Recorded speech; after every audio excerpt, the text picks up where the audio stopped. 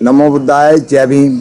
साथियों, आज हमारे साथ युवा साथी हैं, मिशनरी साथी हैं और आगामी एमएलसी का चुनाव उनका प्रचार चल रहा है। अजय गौतम जी हैं गाजियाबाद से, जो स्कूल भी चलाते हैं और समाज में काम भी करते हैं। तो एक मुलाकात करेंगे। अजय गौतम जी, आपका स्वागत है सम्मान एक अधिकार में।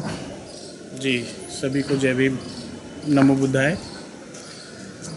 सम्मान एक अधिकार न्यूज़ चैनल का धन्यवाद करते हुए मैं आज सर्वप्रथम गुरु पूर्णिमा की अपने समस्त गुरुओं को, जिनसे मैंने आज तक जो भी सीखा है, उनको हार्दिक बधाई देता हूं और अपने उन सभी गुरुओं का धन्यवाद करता हूं जिन्होंने मुझे इस लायक बनाया कि मैं आज आपके सामने एक युवा के तौर पर, या मैं इस लायक बना कि लोग आज मुझसे भी कुछ सीख रहे हैं।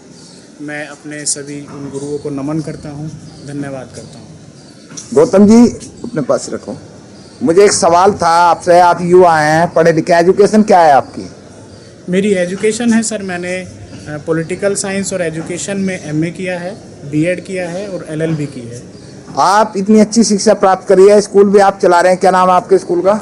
LR public school. हाँ, और गाजियाबाद के अंदर आप रहते हैं। तो मेरा एक सवाल है, मैं जो सर्वे कर रहा हूँ युवाओं पर, वो सम्मान एक अधिकार ये सर्वे कर रहा है कि आपने इतनी अच्छी एजुकेशन करी है तो आप सरकारी नौकरी के लिए भी अप्लाई कर सकते थे, आप कोई अच्छा बिजनेस और भी बड़ा कॉलेज वगैरह के लिए अप्लाई कर सकते हैं, तो आपने राजनीति में जाने का फैसला क्यों किया?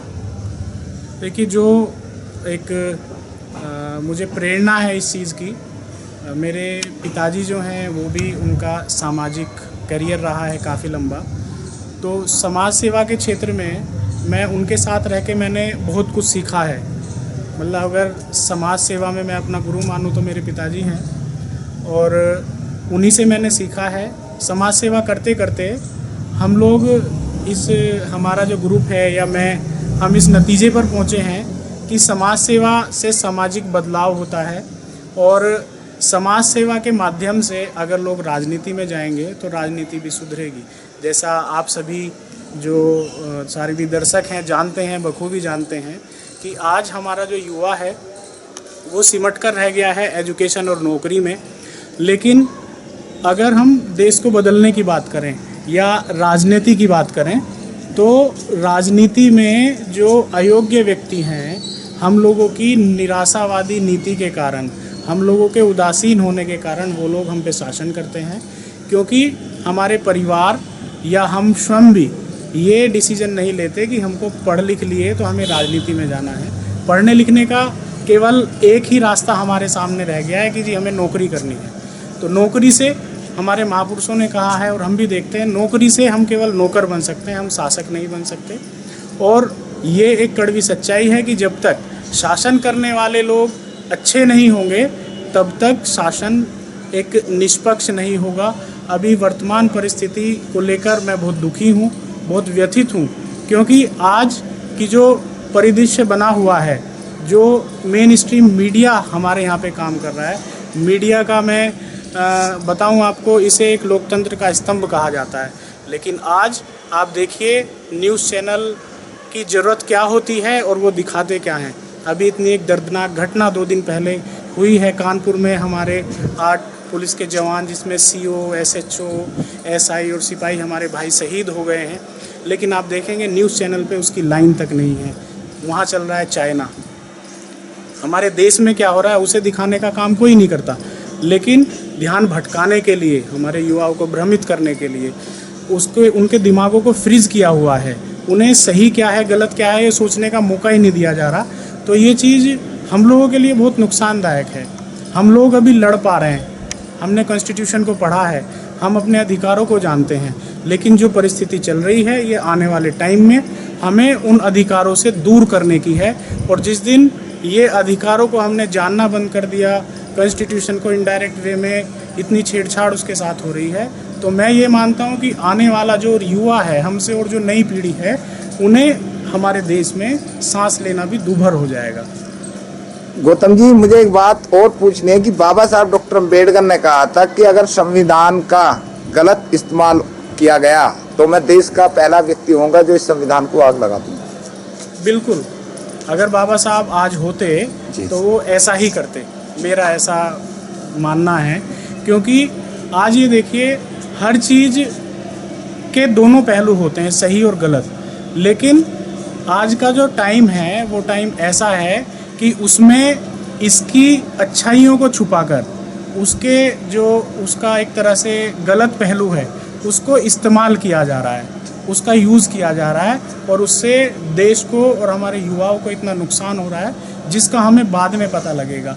ये जब नुकसान हो जाएगा, जब आग जलने के बाद बंद हो जाती है, वो हमें तब पता चलता है कि क्या क्या नुकसान हुआ है।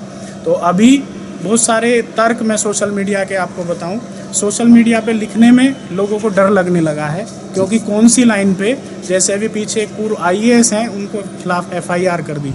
उन्होंने एक लाइन लिखी थी, उस एक लाइन के ऊपर उन्हें FIR कर दी। तो वो सोशल मीडिया का जो प्लेटफॉर्म है वो भी एक कैप्चर किया हुआ है।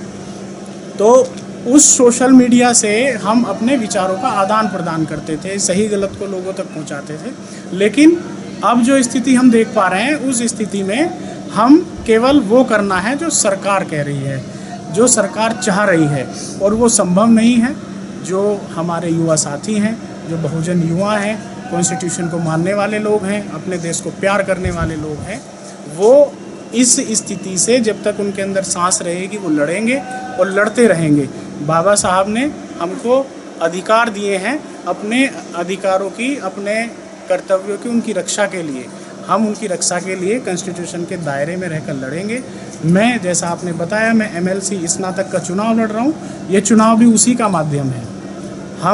मैं कोई नेता बनने के लिए, नेता आज के समय में गाली जैसा लगता है, तो मैं नेता बनने के लिए नहीं लड़ रहा। मैं लड़ रहा हूँ अपने युवाओं को एक प्लेटफॉर्म पर लाने के लिए। हम अगर उस प्लेटफॉर्म को मजबूती से तैयार कर पाएंगे तो हम संविधान के दायरे में रहकर सरकार की हर नीति का विरोध करेंगे। युवाओं के लिए क्या संदेश होगा? युवाओं के लिए मैं ये संदेश देना चाहूँगा, मैं उसी में कनेक्ट करना चाहता था सोशल मीडिया वाली पे। सोशल मीडिया पे हम लोग जो भी आजकल पोस्ट कर रहे हैं, तो जो मेन स्ट्रीम मीडिया है या सोशल मीडिया पे जो ये राजनीतिक पार्टियां हैं, उन्होंने अपना एक नेटवर्क तैयार किया हुआ है, वो हमको अपना स्वतंत्र विचार नहीं रखने देते। उस स्वतंत्र विचार ना रखने की वजह से हम लोगों को वास्तविकता का पता नहीं है, लोगों को वास्तविकता का पता नहीं है, और वो उस पर तर्क वितर्क करते हैं। एक व्यक्ति का नुकसान हो रहा है किसी सरकारी डिसीजन से, और वही व्यक्ति उसकी तारीफ कर रहा है।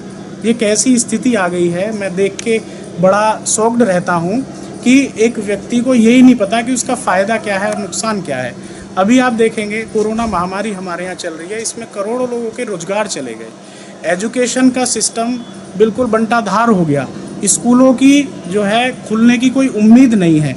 आज ये पता लग रहा है कि एजुकेशन हमारे एसेंशियल सर्विसेज में है ही नहीं, जिस पे अपना पूरा जीवन माँ बाप भी और बच्चे भी लगाते हैं, वो एसेंशियल सर्विसेज है ही नहीं।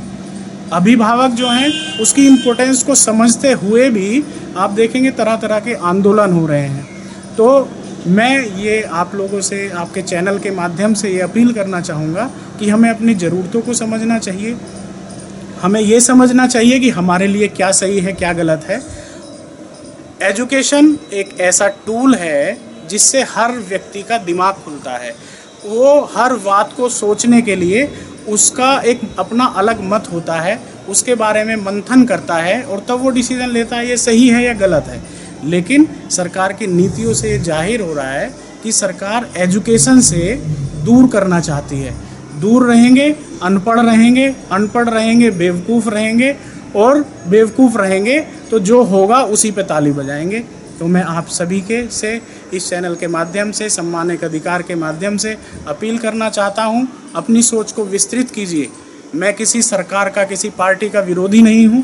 मैं केवल आप लोगों से ये कहना चाहता हूं कि आप अपने विचारों को या अपनी बुद्धि को इस्तेमाल कर जो भी हमारे देश में चल रहा है उन नीतियों पर मंथन करें, उनमें अपना अच्छा और बुरा सोचें, देश का अच्छा बुरा सोचें, और तब उसका आप समर्थन या विरोध करें। मैं यही अपील आपसे के चैनल के माध्यम से करना चाहूँगा। आपसे जुड़ने के लिए युवा क्या करें, क्या नंबर है, क्या चीज़ें, उसे बताएं जरा। मेरा नंबर 990235 मेरा मोबाइल नंबर है। जो साथी जुड़ना चाहते हैं वो मुझसे बात कर सकते हैं किसी भी विषय पर। हम लोग एजुकेशन और एंटरप्रेन्योरशिप के क्षेत्र में काम कर रहे हैं। तो उसमें अगर मैं किसी भी युवा साथी के किसी गाइडेंस के या किसी उसका काम सेटअप करने के या एजुकेशन में किसी तरह से भी काम आ सकता हूँ तो वो निसंकोच मुझसे बात कर सकते हैं। सर एक बात और पूछनी थी कि ये जो युवा हमारे प्रधानी जिला पंचायत या छोटे छोटे जो पद हैं इस पर राजनीति में अगर हिस्सा नहीं ले रहे तो हमारे लिए दुर्भाग्य की बात है। नहीं, बिल्कुल, मैंने बताया कि हम लोग एजुकेशन लेते हैं वो केवल नौकरी पाने के लिए लेते हैं। हमें राजनीति भी एक क्षेत्र रखना चाहिए। राजनीति एक ऐसा क्षेत्र है उसमें आपको त्याग तो आपको करना पड़ेगा, कठिनाइयाँ आपको झेलनी पड़ेंगी, लेकिन आप वो काम कर पाएंगे जो हर व्यक्ति नहीं कर पाता। आप अपने देश के, अपने प्रदेश के विकास में अपना योगदान दे पाएंगे।